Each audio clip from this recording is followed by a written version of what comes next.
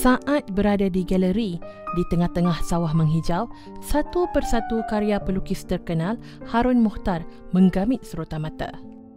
Imej rumah dan bangunan dalam aneka bentuk dan rupa menjadi identiti beliau sejak sekian lama, terasa begitu hidup sekali.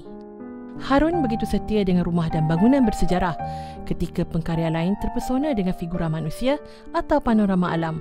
Baginya, rumah bukan sekadar struktur, sebaliknya ia simbol kehidupan. Jadi oleh kerana kehidupan miskin, saya ni berangan-angan, suka berangan-angan tau. Jadi saya suka melukis di atas tanah. Waktu tu tak ada lukis, tak ada kertas apa semua.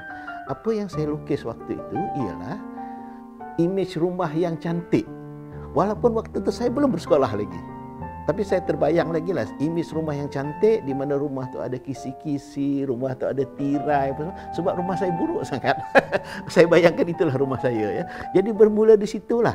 Saya tak tahu bagaimana dia setiap kali saya jumpa kertas, saya akan melukis objek rumah.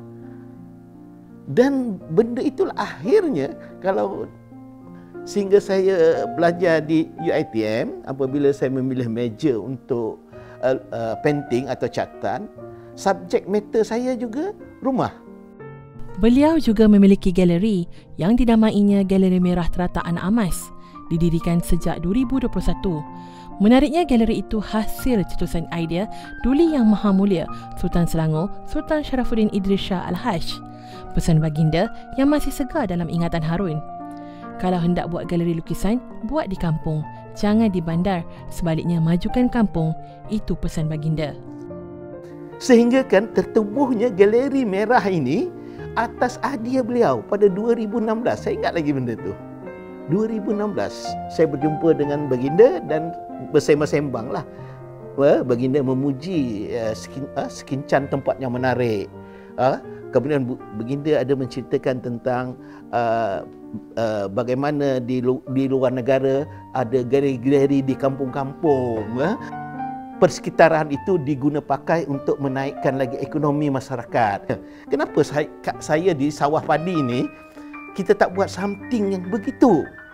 Jadi saya terfikir, lalu saya minta izin kepada baginda bahawa saya nak buat satu galeri di sawah padi, tapi saya tak ada modal. Jadi saya mohon kepada baginda supaya meresmikan pameran saya. Dan baginda tunaikan hajat saya itu. Jadi 2018 baginda telah meresmikan pameran saya sebanyak 86 karya dan juga sold out. Jadi di situ saya dah ada modal. Dan modal itulah terbangunnya galeri ini.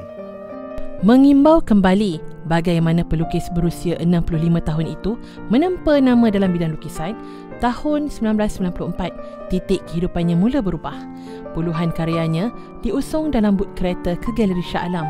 Biarpun gentar, beliau mahu mencuba nasib meski belum ada nama pada waktu itu. Jadi dengan 60 hasil karya yang saya pamerkan itu sold out, semua terjual. Jadi waktu itu dia macam menjadi satu benchmark untuk Galeri Shah Alam bahawa seorang pelukis yang belum dikenali sangatlah sebenarnya, kita orang baru, dan akhirnya terjual semua. Jadi Raja muda tu mencari siapa kau, dia tu penaung siapa Harun Mokhtar tu. Dia cuba mencari-cari saya lah. Dan banyak juga kolektor-kolektor untuk mencari-cari saya. Siapa dia? Sebab saya sembunyikan diri saja. Apa yang menariknya tentang anak kelahiran Sabak Bernam ini, gaya karyanya adalah dua lapisan. Itulah gaya lukisan Harun Mokhtar, bangunan di atas dan kehidupan di bawah. Kini pada usia warga emas, Harun bersara dari dunia perguruan dan memberi tumpuan penuh kepada lukisan. Hidupnya sederhana, dikelilingi sawah yang pernah menjadi kanvas pertamanya. Jadi saya alhamdulillah saya menikmati hidup melukis ini semasa saya ada hayat lah. Dan mudah-mudahan dia berterusan lah. Dia setengah orang tu setelah tak ada kat muka bumi ni, barulah orang nak beli karya, barulah dihargai ya. Semasa hayat dia hidup susah. Tapi yalah, ini rezeki masing-masing ya. Tapi saya tanpa bantuan promosi, tanpa bantuan semacam lagi, mungkin orang tak kenal juga Harun Mokhtar. Alhamdulillah, itulah. Perjalanan Harun bukan kisah glamour artis kota, tapi cerita anak kampung yang melakar masa depan dengan kanvas dan warna. Dari rumah usang di Simpang 5, beliau memiliki galeri di tanah kelahirannya. Lukisannya bukan hanya hiasan dinding, tapi warisan visual bangsa. Di bawah langit yang sama, di tengah-tengah sawah yang menjadi saksi masa kecilnya, Harun masih terus melukis. Tangannya mungkin makin berkedut, tapi warna di kanvasnya tetap bernyala.